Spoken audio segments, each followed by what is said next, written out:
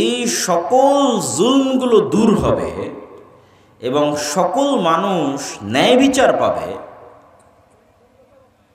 সকল মানুষ জাস্টিস পাবে, এটা একমাত্র কে দিতে পারবে? ইসলাম। কে দিতে পারবে? ইসলাম। ডেমোক্রেসি, গণতন্ত্র ইটসেলফ ইনজাস্টিস। মানে ডেমোক্রেটিক যে সিস্টেম, এই সিস্টেমটা নিজেই ইনজাস্টিস। গণতন্ত্রের পক্ষে কখনোই সম্ভব নয় যে মানুষকে সে ন্যায় বুঝিয়ে দিবে।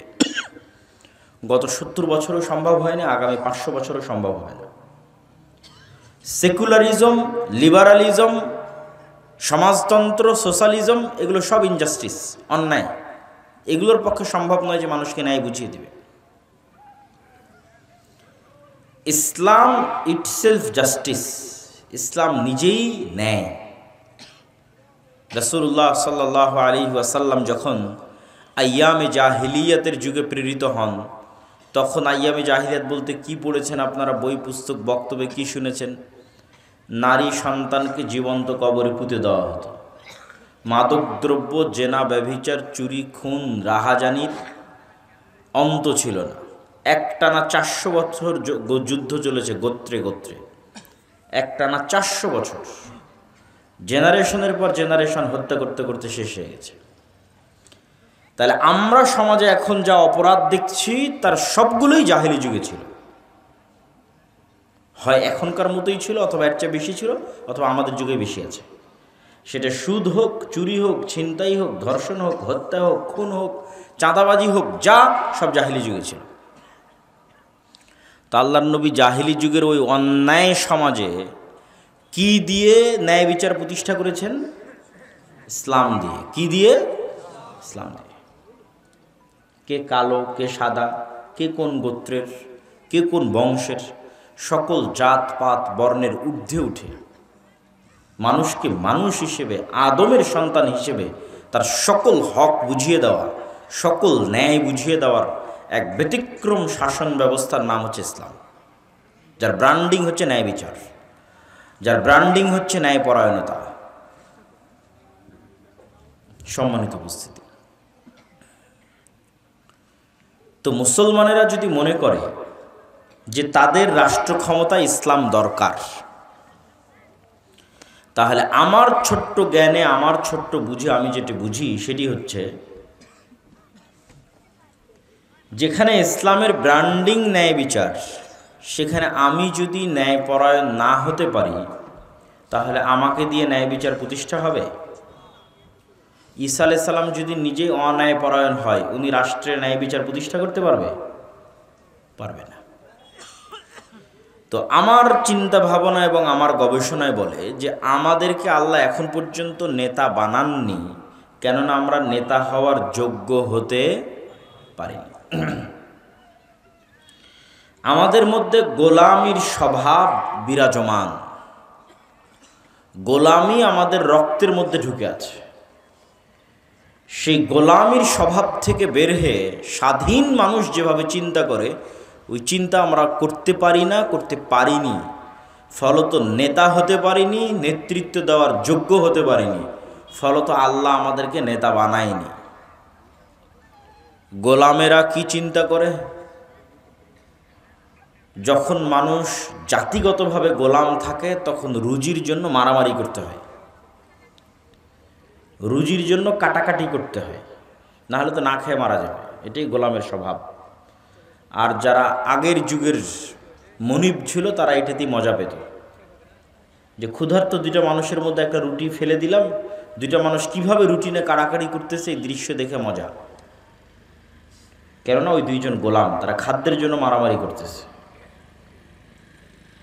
তো যেহেতু 190 বছর আমরা ব্রিটিশদের গোলাম ছিলাম, মানে আমার রক্তের মধ্যে ঢুকে গেছে টাকার জন্য, খাবারের জন্য, রিজিকের জন্য, রুটির জন্য মারামারি না করলে পাওয়া যাবে না।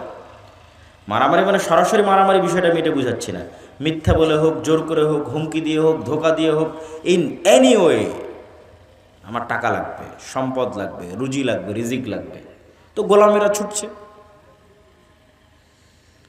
এবং এইটা যে আমাদের নেচার, স্বভাব, তার সবচেয়ে বড় প্রমাণ কি জানেন? গত 16 বছর যে জগদ্দল পাথর ছিল ফ্যাসিজম, সেই জগদ্দল পাথর সরে যাওয়ার পর চাঁদাবাজি, খুন, রাহাজানি, ছিনতাই বন্ধ হয়েছে? বন্ধ হয়নি। কেন বন্ধ হয়নি? আমাদের স্বভাবের মধ্যে গোলামি আছে, ওইটা আমার রক্তের মধ্যে ঢুকে আছে। কেমনে বন্ধ হবে? আর এক দল করেছে, এখন আর এক দল করবে।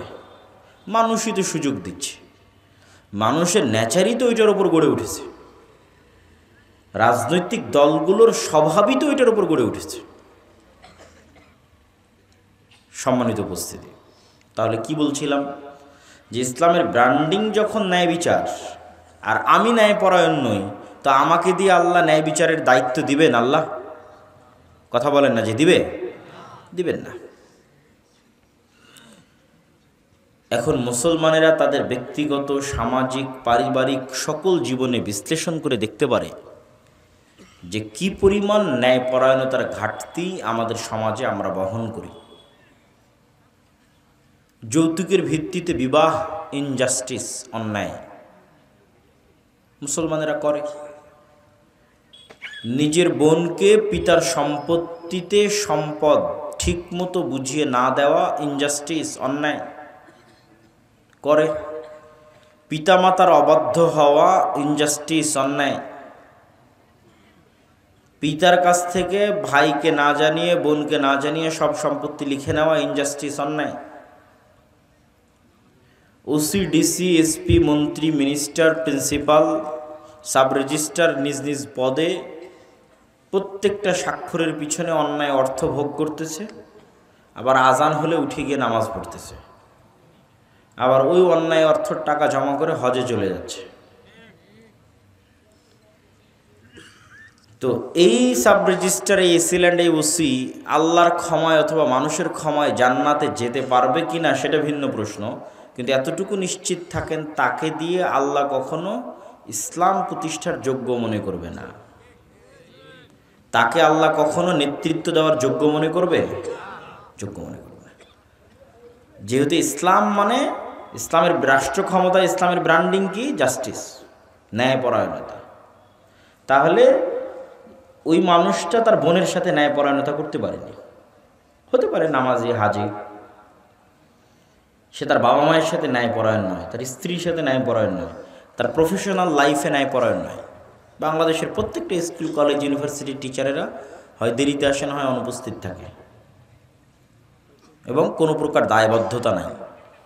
মানে সে তার নিজের পদের জায়গায়, প্রফেশনাল লাইফে সে একজন অন্যায়পরায়ণ মানুষ। এই মানুষগুলোকে যদি আল্লাহ রাষ্ট্রের দায়িত্ব দিয়ে দেয়, তারা তো গত 16 বছর যা দুর্নীতি হয়েছে তার চেয়ে বেশি দুর্নীতি করবে।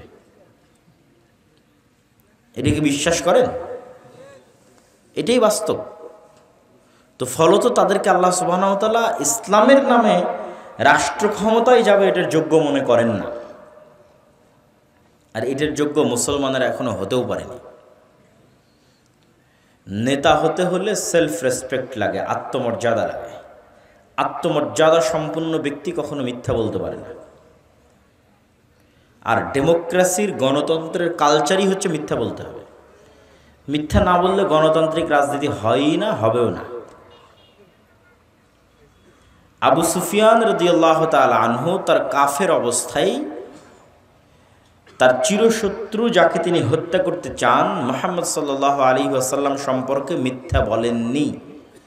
কেন বলেননি? এটা তার সেলফ রেসপেক্ট, আত্মমর্যাদা। He is a leader, by born, by default leader, জন্মগত নেতা। হতে পারে কাফের, হতে পারে মুশরিক, কিন্তু নেতা জন্মগত। তো নেতা কেমনে মিথ্যা বলে? নেতা মিথ্যা কিভাবে বলতে পারে? তার আত্মমর্যাদা, আত্মসম্মানের সাথে এটা সাংঘর্ষিক। সে আরেকজনকে হত্যা করে ফেলতে পারে যুদ্ধের মাঠে তার পৌরুষত্ব এবং সাহসিকতার কারণে, বাট মিথ্যা বলতে পারে না। মিথ্যা বলা মানে নেতৃত্বের যোগ্যতা শেষ। এখন আপনি মুসলমানদের কাছে ফিরে আসেন। মুসলমানের কাছে সবচেয়ে সহজ পাপ হচ্ছে মিথ্যা বলা। সকাল সন্ধ্যা উঠতে বসতে, খেতে, চলতে ফিরতে, কর্মক্ষেত্রে, কাজে, ব্যবসা বাণিজ্যে, সকল জায়গায় মিথ্যা। মিথ্যার উপর দিয়ে আমাদের জীবনটা পরিচালিত হচ্ছে। জন্ম নিবন্ধনের জন্ম তারিখ থেকে শুরু করে সার্টিফিকেট থেকে শুরু করে প্রত্যেকটা ধাপে ধাপে আমরা কিসের উপর প্রতিষ্ঠিত আছি? মিথ্যার উপর প্রতিষ্ঠিত আছি। তাহলে কি আল্লাহ আমাদেরকে দিয়ে ইসলামকে রাষ্ট্র ক্ষমতার দায়িত্ব দিবে? আমাদেরকে দায়িত্ব দিলে তো আমরা সাবেক প্রধানমন্ত্রী এবং তার যে 16 বছরের শাসন ছিল তার চেয়ে বড় দুর্নীতিবাজ হবো হচ্ছে আমরা। অবশ্যই যতই বড় নামাজি তাহাজ্জুদ গুজার হন না কেন, মিথ্যা আমাদের রক্তের মধ্যে ঢুকে আছে। সুতরাং আমিও রাষ্ট্র ক্ষমতায় গেলে আমিও দুর্নীতিবাজ হব, এটাই ঠিক। এই জন্য আল্লাহ কখনো আমাকে ইসলামের নামে রাষ্ট্র ক্ষমতা দিবে না, ইসলামের দুর্নাম হয়ে যাবে। এবং ইউরোপ এবং আমেরিকায় গিয়ে এই জিনিসটা আমি আরও ভালো রিয়েলাইজেশন করেছি যে মুসলমানেরা কী পরিমাণ মিথ্যা বলতে পারে। পুরো ইউরোপের যাত্রাটা মুসলমানের মিথ্যার উপর দিয়ে পরিপূর্ণ। অনেক হয়তো ইউরোপ আমেরিকায় বসবাসরত ভাইয়েরা মনে কষ্টও পেতে পারে, কিন্তু এটাই সত্য যে আমাদের ইউরোপ আমেরিকার প্রবেশ থেকে শুরু করে, ইনকাম থেকে শুরু করে, অতিরিক্ত সরকারের কাছ থেকে বেনিফিট নেওয়া থেকে শুরু করে, অ্যাসাইলাম থেকে শুরু করে, ইচ অ্যান্ড এভরিথিং মিথ্যার উপর দাঁড়িয়ে আছে। কিন্তু সে মুসলমান, হাজি, নামাজি, উমরাকারী, এভরিথিং। তাহলে এই মুসলমান হচ্ছে গোলাম মুসলমান, কেননা তার নেচারের মধ্যে গোলামি আছে। সুতরাং তার দ্বারা নেতৃত্ব হবে না, স্বাধীনতা হবে না। এখনই আপনি চোখের সামনে দেখতে পাচ্ছেন গত 16 বছর একদল চাঁদাবাজি করলো, এখন আর এক দল করতেছে। কেন? নেচারের মধ্যে গোলামি আছে, রক্তের মধ্যে গোলামি আছে। তাহলে যতক্ষণ আমরা নিজেরা নিজের থেকে সংশোধন না হচ্ছি, ততক্ষণ আল্লাহ আমাদের সংশোধন করে দিবে? এটা কোরআনের আয়াত। আল্লাহ সুবহানাহু ওয়া তাআলা ততক্ষণ পর্যন্ত ওই কওমকে পরিবর্তন করেন না যতক্ষণ না তারা নিজেরা সংশোধিত না হয়। তাহলে আপনি যদি বলেন রাষ্ট্র ক্ষমতা ইসলাম লাগবে, তো যতই উমুকের চরিত্র ফুলের মতো পবিত্র বলেন, যতই স্লোগান দেন, যতই ভোট করেন, ওই ইসলামী দলের মধ্যেই তো ন্যায় নাই। কিসের রাষ্ট্র ক্ষমতা ইসলাম প্রতিষ্ঠা করবে? তো বলেন এত বড় কথা আপনি বললেন, জি আপনি যান পরীক্ষা করেন যে আমির ওই কর্মীকেই পদ দিয়ে রেখেছে যে বেশি চামচামি করেছে, আর যেই কর্মী বেশি কাজ করেছে ওকে বের করে দিয়েছে। তাহলে আমির কি তার দলে ন্যায় প্রতিষ্ঠা করতে পারলো? কথা বলেন না যে তার দলে ন্যায় প্রতিষ্ঠা করতে পারলো? তাহলে সে রাষ্ট্রের ন্যায় প্রতিষ্ঠার যোগ্য না অযোগ্য? অযোগ্য। শেষ। তো কিসের ভোট দিবেন, কিসের রাজনীতি করবেন, আর কিসের গণতন্ত্র করবেন, কিসের মুখরোচিত ফুলের মতো পবিত্র? আপনি তো মূল বেসিক যে শর্ত সেটাই পূরণ করতে পারেননি রাষ্ট্রে ইসলাম প্রতিষ্ঠা করার জন্য। কেন? রাষ্ট্রে ইসলামের ব্র্যান্ডিং ন্যায় পরায়ণতা, ওইটার চর্চা যতক্ষণ আমাদের ব্যক্তিগত, সমাজ, ফ্যামিলি এই জায়গাগুলোতে না হওয়া শুরু হবে, ততক্ষণ আমরা নেতা হওয়া শুরু হতে পারবো না। মুসলমানেরা নিজে থেকে নেতা হওয়া শুরু হতে পারবে না। মুসলমানেরা নেতা হওয়া শুরু হবে যেই দিন থেকে সত্য বলতে পারবে, ন্যায়পরায়ণ হতে পারবে, ওই দিন থেকে নেতা হওয়া শুরু, স্টার্ট। সেই স্ত্রীর প্রতি ন্যায়পরায়ণ, পিতামাতার প্রতি ন্যায়পরায়ণ, বোনের প্রতি ন্যায়পরায়ণ, মানে ফ্যামিলিতে নাও হি ইজ এ লিডার। এখন সে নেতা, সে সত্য বলে, আল্লাহর দৃষ্টিতে সে একজন যোগ্য নেতা। ধীরে ধীরে সে তার প্রফেশনাল লাইফে যাবে, তার সমাজে যাবে, আরেকটু উপরে উঠবে। চোখের সামনে যেখানে অন্যায় হবে, ইনজাস্টিস হবে, বাধা দিবে, মিথ্যা হবে, বাধা দিবে, ধীরে ধীরে নেতা হবে। যখন একবার সে নেতৃত্বের যোগ্যতার পরীক্ষায় আল্লাহ সুবহানাহু ওয়া তাআলার কাছে পাশ হয়ে যাবে, তখন আল্লাহ সুবহানাহু ওয়া তাআলা কীভাবে তাকে রাষ্ট্রের নেতৃত্বের দরজা খুলে দিবেন, রাষ্ট্রের নেতৃত্বের দরজা তার জন্য উন্মুক্ত করে দিবেন, ও নিজেও বুঝতে পারবে না। কিন্তু ওই নেতৃত্ব নেওয়ার যোগ্য হতে হবে। আর ওই যোগ্যতার মূল যাত্রাটা শুরু হবে সত্য বলা, ন্যায়পরায়ণ হওয়া, যার পৃথিবীর সকল নবীর বৈশিষ্ট্য। কেননা পৃথিবীর সকল নবী নেতা, লিডার। ইব্রাহিম আলাইহিস সালাতু ওয়াস সালাম, মুসা আলাইহিস সালাতু ওয়াস সালাম, মুহাম্মদ সাল্লাল্লাহু আলাইহি ওয়াসাল্লাম সবাই লিডার, ইউসুফ আলাইহিস সালাতু ওয়াস সালাম সবাই লিডার, দাউদ, সুলাইমান। রাষ্ট্রের ক্ষমতা পান অথবা না পান, কিন্তু লিডার। নেতৃত্ব দেওয়ার যোগ্যতা আছে। নেতৃত্ব দেওয়ার যোগ্যতার জন্য সত্যবাদিতা, ন্যায়পরায়ণতা, আমানতদারিতা লাগবেই। সেটা শিক্ষা প্রতিষ্ঠান হোক, মসজিদ হোক, মাদ্রাসা হোক, ইসলামী দল হোক, সংগঠন হোক, আপনি যে পেশায় আছেন সেই পেশা হোক, ডাক্তারি হোক, ইঞ্জিনিয়ারিং হোক, এসিল্যান্ড হোক, সাব রেজিস্ট্রার হোক, টিচার হোক, স্টুডেন্ট হোক, স্বামী হন, পিতা হন, ন্যায়পরায়ণতা লাগবে। পিতা হিসেবে আপনি আপনার সন্তানকে কতটুকু আদর করবেন, একজনকে বেশি চুমা দেবেন, আরেকজনকে কম চুমা দিবেন, এটাও অন্যায়পরায়ণতা। রাসূল সাল্লাল্লাহু আলাইহি ওয়াসাল্লাম বলেছেন। একের অধিক স্ত্রী থাকবে, উভয় সকলের প্রতি ন্যায়পরায়ণ কিনা, এটাই আপনার ভাগ্য নির্ধারণ করবে কিয়ামতের মাঠে। এই জন্য রাসূলুল্লাহ সাল্লাল্লাহু আলাইহি ওয়াসাল্লাম বলেন, সাবআতু ইউযিল্লুহুমুল্লাহ ইয়াওমা লা দিল্লা ইল্লা দিল্লুহু।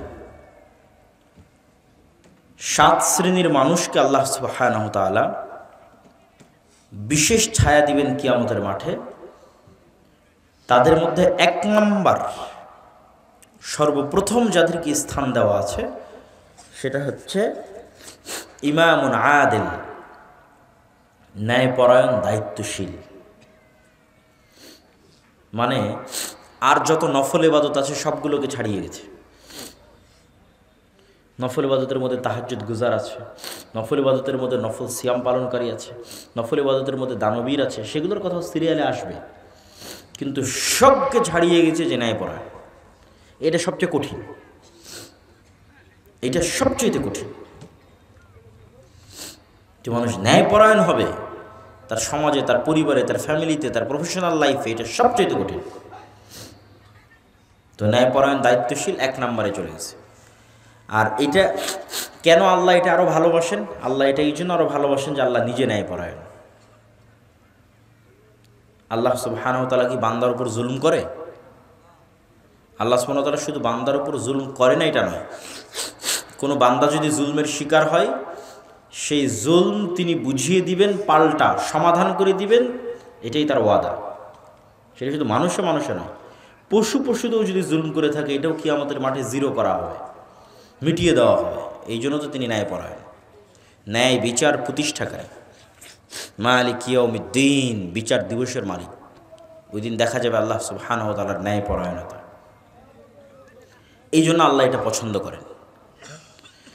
সম্মানিত উপস্থিতি, তাহলে আমরা যে আলোচনা করছিলাম, ইসলামের সামগ্রিক বিজয়ের জন্য সর্বপ্রথম আমাদের নিজেদের পরিবর্তন হতে হবে। আমাদের রাজনৈতিক বিজয়ের জন্য আমাদের মধ্যে নেতৃত্বের যোগ্যতা নিয়ে আসতে হবে। ইসলামকে রাষ্ট্র ক্ষমতায় প্রতিষ্ঠার জন্য আমাদের মধ্যে ন্যায় প্রতিষ্ঠার চর্চা বাড়াতে হবে। এই ন্যায় প্রতিষ্ঠার চর্চা বাড়ানোর কথা বলতে গিয়ে আরেকটি কথা আপনাদেরকে বলি। আমরা সব সময় মনে করেছি কি মসজিদ মানে শুধু সালাতের দাওয়াত হবে, সিয়ামের দাওয়াত হবে, ইফতারি হবে। এই টেন্ডেন্সি থেকে বের হয়ে আসতে হবে। মসজিদকে ইম্পাওয়ার, শক্তিশালী করতে হবে। মসজিদ এবং মসজিদের ইমাম এবং মসজিদের কমিটির পাওয়ার বাড়াতে হবে। এটা সম্ভব যদি মসজিদ কমিটি রাজনৈতিক লেজুর বৃত্তির মাধ্যমে তৈরি না হয়। আর যদি মসজিদ কমিটি রাজনৈতিক লেজুর বৃত্তির মাধ্যমে তৈরি হয় তাহলে জীবনও সম্ভব হবে না। তাহলে মসজিদের পাওয়ার কিভাবে বাড়বে? মসজিদ অন্তত তার এরিয়ায়, তার গ্রামে, তার এলাকায় অসংখ্য অন্যায় কাজে বাধা দিতে পারে। তার সক্ষমতা অনুযায়ী অসংখ্য অন্যায় কাজে বাধা দিতে পারে। ইমাম সাহেব এলাকার যুবকদের নিয়ে যদি একটা টিম করে শুধু সালাত, সিয়াম, হজ, যাকাতের দাওয়াত না দিয়ে বলে আজকে থেকে আমাদের দাওয়াতে আর একটা জিনিস যুক্ত করে দিলাম, সেটা হচ্ছে এই এলাকায় কোনো চাঁদাবাজি চলবে না, এই এলাকাতে যৌতুকের ভিত্তিতে কোনো বিয়ে চলবে না, এই এলাকায় পিতার সম্পত্তিতে যতক্ষণ মেয়েকে পূর্ণ হক বুঝিয়ে না দেওয়া হয়েছে জানাজা হবে না। এটা একটা সোশ্যাল মুভমেন্ট, ন্যায় প্রতিষ্ঠা করার জন্য একটা আন্দোলন। এটা মানুষকে নেতা বানিয়ে দেবে, লিডার হয়ে যাবে, মসজিদ লিডার হয়ে যাবে। একটা মেম্বারের চেয়ে শক্তিশালী হবে, একটা চেয়ারম্যানের চেয়ে শক্তিশালী হবে। এটা অস্বাভাবিক কিছু না, অসম্ভব কিছু না। এবং এইটা করার সুযোগ এখনই। কেননা আবার যখন শক্তিশালী রাজনৈতিক দল ক্ষমতায় আসবে এবং তারা লম্বা সময় ক্ষমতায় থাকবে, তখন আপনি এই ফ্রিনেসটা অনুভব করবেন না। তখন আবার ওই আগের সিন্ডিকেট তৈরি হবে, সিন্ডিকেটের হাতে গ্রাম মহল্লা পর্যন্ত বিচার সালিশ চলে যাবে। আর যদি মসজিদ থেকে শুরু করে দিনী প্রতিষ্ঠান থেকে শুরু করে যুবক, স্টুডেন্টস, তাদের টিমগুলো দাঁড়ায় এইভাবে যে তারা সমাজে ন্যায় প্রতিষ্ঠার জন্য আন্দোলন করবে, সমাজে ইনজাস্টিসকে বন্ধ করবে। যেমন আমাদের বর্তমান সমাজগুলোতে সবচেয়ে বড় ইনজাস্টিস কি হয়? ক্ষুদ্র ঋণ। সবচেয়ে বড় ইনজাস্টিস সুদী ক্ষুদ্র ঋণ, এটা সবচেয়ে বড় অন্যায়, জুলম, অত্যাচার। সুদ মানুষের পায়ে গোলামির জিঞ্জির বেঁধে দেয় এবং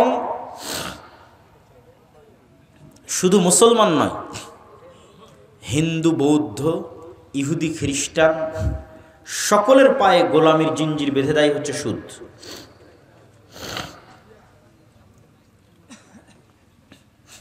তো এই জন্য আমাদের একটা সোশ্যাল মুভমেন্ট, সামাজিক আন্দোলন থাকা উচিত যুবকদের, মসজিদ ভিত্তিক, দ্বীনি প্রতিষ্ঠান ভিত্তিক, যা সমাজে প্রচলিত অন্যায়ের বিরুদ্ধে লড়াই করবে, ন্যায় প্রতিষ্ঠার জন্য চেষ্টা করবে।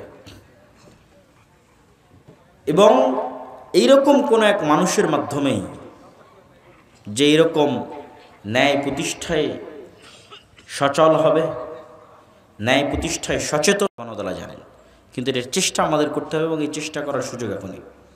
মসজিদের পাওয়ার বাড়াতে হবে এবং সমাজে প্রচলিত অন্যায়ের বিরুদ্ধে লড়তে হবে। অন্যায় মানে আমরা যে গুনাহ এবং পাপ বুঝাই সেটা বলতেছি না, মানুষের সাথে যে অন্যায় হচ্ছে সেটা, মানুষের সাথে অন্যায় হচ্ছে ওইটার বিরুদ্ধে লড়তে হবে। এবং এটা সহজ, কঠিন কোনো কাজ নয়, এটা উদ্যোগ নিতে হবে, চেষ্টা করতে হবে। আল্লাহ সুবহানাহু ওয়া তাআলা আমাদের তৌফিক দান করুক, বলেন আল্লাহুম্মা আমিন। সম্মানিত উপস্থিতি, আমাদেরকে আরো একটি বিষয় এটির সাথে যেটি আমি যুক্ত করতে চাই, সেটি হচ্ছে শক্তিশালী প্রতিষ্ঠান। শক্তিশালী প্রতিষ্ঠান নাই মুসলমানদের, সমগ্র পৃথিবীব্যাপী নাই, আবার দেশভিত্তিকও নাই। এই জায়গায় ইহুদিরা সবচেয়ে বেশি এগিয়ে গেছে। তারা শক্তিশালী মিডিয়া তৈরি করে ফেলেছে, শক্তিশালী অর্থনৈতিক প্রতিষ্ঠান তৈরি করে ফেলেছে। ফলত তারা চাইলেও পৃথিবী তাদের কাছে জিম্মি, তারা না চাইলেও পৃথিবী তাদের কাছে জিম্মি। তো আপনি দেখবেন যে 5ই আগস্টে হাজার হাজার লক্ষ লক্ষ ভোটার পঙ্গপালের মতো আছে, রাস্তায় আছে, কিন্তু যখন রাষ্ট্রের সরকার গঠন হলো তখন কাদের সরকার হলো? দেশে যাদের শক্তিশালী প্রতিষ্ঠান ছিল। যেমন বাংলাদেশের সবচেয়ে শক্তিশালী একটা প্রতিষ্ঠান হচ্ছে আর্মি, তাহলে আর্মির সরকার হলো। বাংলাদেশের সবচেয়ে শক্তিশালী একটা প্রতিষ্ঠান হচ্ছে ব্র্যাক, বছরে 12,000 কোটি টাকার লেনদেন হয়। সারা বাংলাদেশের সব মসজিদ মাদ্রাসা মিলে অত টাকার লেনদেন হবে না, তাহলে সে একটা অনেক শক্তিশালী প্রতিষ্ঠান, তার সরকার হলো। গ্রামীণ ব্যাংক একটা শক্তিশালী প্রতিষ্ঠান, তার সরকার হলো।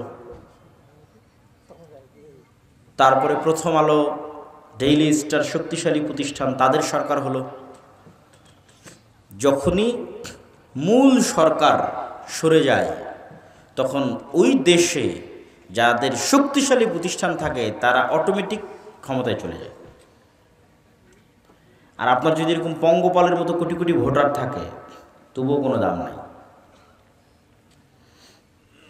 ভোট দেওয়াটা তো মূলত, বা ভোট চাওয়াটা তো মূলত গণতান্ত্রিক দেশে বসবাসরত মানুষের মনকে বুঝ দেওয়া, মানে আপনাকে বুঝ দেওয়া যে হ্যাঁ তুমি দেশের শাসক আছো, বা এই দেশ তুমি চালাচ্ছ, কিন্তু আসলে বাস্তবে আপনি কিছু না। যদি বাস্তবে আপনি কিছু হতেন তাহলে অন্তত বড় বড় সিদ্ধান্ত নেওয়ার আগে সরকারেরা বলতো ঠিক আছে গণভোটের আয়োজন করা হোক, দেখি জনগণের পক্ষে আছে না নাই। কিন্তু গণভোটের আয়োজন করা হয় না। তাহলে আপনি কি শুধু আপনার ভোটকে ব্যবহার করে একজন ক্ষমতায় গেল, 5 বছর আপনার হাতের কিছু নাই। সে আপনার মন মতো করলেও সে আপনার নির্বাচিত প্রতিনিধি, আপনার মন মতো না করলেও সে আপনার নির্বাচিত প্রতিনিধি। তো এর চাইতে বড় জুলমের সিস্টেম পৃথিবীতে আর নাই, এবং এর চেয়ে বড় ধোকার সিস্টেম পৃথিবীতে নাই। এইটা যত বড় ধোকার সিস্টেম, যত সহজে মানুষকে এখানে ধোকা দেওয়া যায়। তো এরকম পঙ্গপালের মতো ভোটার থেকে তো লাভ নাই। এবং আরও অনেক আলোচনা আছে এই বিষয়ে, স্টাডি করলে আরও অনেক পয়েন্ট তুলে ধরা যাবে। এবং ডেমোক্রেসি, গণতন্ত্র, সোশ্যালিজম সমাজতন্ত্র, সেকুলারিজম ধর্মনিরপেক্ষ মতবাদ, লিবারালিজম ব্যক্তি স্বাধীনতা, এই যে মতবাদগুলো আছে পৃথিবীতে, ন্যাশনালিজম জাতীয়তাবাদ, এগুলো কি আল্লাহর লেখা কোরআন না ওহী? এগুলো কি কোরআন না ওহী? কিছুই না। তো যদি কোরআনও না হয়, ওহীও না হয়, তো গণতন্ত্রের এই যে গড বানিয়ে রাখা হয়েছে, এইটার দিকে আঙ্গুল তোলা যাবে না? যাবে না? যাবে না? যাবে। এটা কারো মতের পক্ষে যেতে পারে, কারো মতের পক্ষে নাও যেতে পারে, কিন্তু আঙ্গুল তোলা যাবে না, এটা তো অসম্ভব। এটা তো কোরআনও নয়, ওহীও নয়। সুতরাং ডেমোক্রেসি নিজেই ইটসেলফ যে একটা ইনজাস্টিস, এটা মানুষ আঙ্গুল উঠাইতেই পারে। এটা নিয়ে গবেষণা স্টাডি হতেই পারে। সম্মানিত উপস্থিতি, মুসলমানেরা যতদিন মনে করবে যে তারা দুধের স্বাদ ঘোলেই মেটাবে, ততদিন এই ঝুলন্ত মূলার পিছনে ছুটতেই থাকবে। যেমন ইসলামিক ব্যাংকিংয়ের নামে দুধের স্বাদ ঘোলে মেটানো হচ্ছে, আর নিজের মনকে বুঝ দেওয়া হচ্ছে হ্যাঁ আমি ইসলামী অর্থনীতির সাথে সম্পৃক্ত আছি। ঠিক যতদিন মুসলমানেরা মনে করবে হ্যাঁ গণতন্ত্রের মাধ্যমে আমরা ইসলাম প্রতিষ্ঠা করে ফেলব, তো এই ঝুলন্ত মূলার পেছনে ছুটতেই থাকবে আর দুধের স্বাদ ঘোলে মেটাতেই থাকবে। আর যেই দিন মনে করবে এখানে ফুল স্টপ দিয়ে দিলাম, ডাইরেক্ট ডেমোক্রেসির সিস্টেমকে আমি প্রশ্ন করব, ওই সিস্টেমের বিরুদ্ধে লড়াই করব, এতটুকু নিশ্চিত থাকেন অন্তত দুধের স্বাদ ঘোলে মেটানো যেহেতু বন্ধ হয়ে গেছে, তো একদম পিওর দুধের স্বাদের জন্য অন্তরে যেই তাড়াপ তৈরি হবে, অন্তরে যে আগ্রহ তৈরি হবে, যে চেষ্টা তৈরি হবে, ওই চেষ্টার ফলশ্রুতিতে একদিন না একদিন আপনি পিওর দুধের স্বাদ পেয়ে যাবেন ইনশাআল্লাহ। কিন্তু ওইটার জন্য ঈমান মজবুত হতে হবে, নিয়ত ঠিক থাকতে হবে, আর ওই যে যোগ্য হতে হবে, আল্লাহর দৃষ্টিতে নেতা হওয়ার যোগ্য হতে হবে। আল্লাহর দৃষ্টিতে তো আমরা নেতা হওয়ার যোগ্য হতে পারছি না। এবং এটি কোরআন এবং হাদিস দ্বারা প্রমাণিত। রাসূলুল্লাহ সাল্লাল্লাহু আলাইহি ওয়াসাল্লাম বলেন, 3টা বা 4টা গুণ যদি কারো মধ্যে থাকে, সে স্পষ্ট নির্ভেজাল খাঁটি মুনাফিক। কথা বললে মিথ্যা বলে, আমানতের খেয়ানত করে। তা আমানতের খেয়ানত কি? যাকে যে দায়িত্ব দেওয়া হয়েছে ওই দায়িত্ব অমান্য করাটাই আমানতের খেয়ানত। কোরআনে আল্লাহ বলেছেন, আল্লাহ তোমাদের আদেশ দিয়েছে আন তুআদ্দুল আমানাত ইলা আহলিহা, যাকে যে দায়িত্ব দেওয়া হয়েছে ওই দায়িত্ব যেন ঠিক মতো পালন করে, এটাই ন্যায়পরায়ণতা। তাহলে আমরা সবাই মুনাফিক মুসলিম হিসেবে লাইফ লিড করতেছি, জীবন চালাচ্ছি। যতই হাজি হই, উমরাকারী হই, নামাজি হই, আসলে আল্লাহর নবীর এই হাদিস অনুযায়ী আমরা মুনাফিক। কেন? হয় মিথ্যার উপর আছি, আর না হয় দায়িত্বের সাথে খেয়ানত করতেছি। যখনই মুনাফিকের দরজাটা বন্ধ হয়ে যাবে এবং আমি বাস্তব জীবনে সত্যবাদী, বাস্তব জীবনে ন্যায়পরায়ণ, তখন যে নামাজ, তখন যে সালাত, তখন যে সিয়াম, তখন যে হজ, তখন যে কোরআনের তেলাওয়াত, এর পাওয়ার ভিন্ন রকম, এর শক্তি ভিন্ন রকম। ওইটা তখন অটোমেটিক ক্ষমতার কেন্দ্রবিন্দু থেকে আঘাত করবে এবং ক্ষমতার কেন্দ্র কাঁপবে। যেমন আল্লামা ইকবাল বলেছেন, এই যুগের মুসলমানদের একজন ইব্রাহিম দরকার। इब्राहिम की ज़रूरत है, इस दौर के इब्राहिम की ज़रूरत है। এই যুগের ইব্রাহিমের প্রয়োজন, যারা আল্লাহর প্রতি আস্থা, অগাধ বিশ্বাস এত মজবুত হবে, ব্যক্তিগত সমাজে পরিবারে ন্যায়পরায়ণ এবং সত্যবাদী হবে, আল্লাহর বিধানের জন্য যে কোনো পরীক্ষা দিতে প্রস্তুত থাকবে, ক্ষমতার কেন্দ্রবিন্দুতে আঘাত করবে, এরকম একজন ইব্রাহিমের দরকার। সম্মানিত উপস্থিতি, আমি আমার বক্তব্য দীর্ঘায়িত করতে চাই না, আমি আমার বক্তব্য শেষ করে দিচ্ছি। আপনারা অবশ্যই মাসিক আল ইতিসাম যে প্রতি মাসে প্রকাশিত হয় সেটির সাথে সম্পৃক্ত থাকবেন। দাওয়া ইলা আল্লাহর অধীনে যে মক্তবগুলো পরিচালিত হয় সেগুলোর সাথে সম্পৃক্ত থাকবেন এবং আমাদের আরও যত কার্যক্রমগুলো আছে সেই কার্যক্রমগুলোর সাথে সম্পৃক্ত থাকবেন। আল্লাহ সুবহানাহু ওয়া তাআলা আমাদের কবুল করুক, আল্লাহুম্মা আমিন। আসসালামু আলাইকুম ওয়া রাহমাতুল্লাহি ওয়া বারাকাতুহু।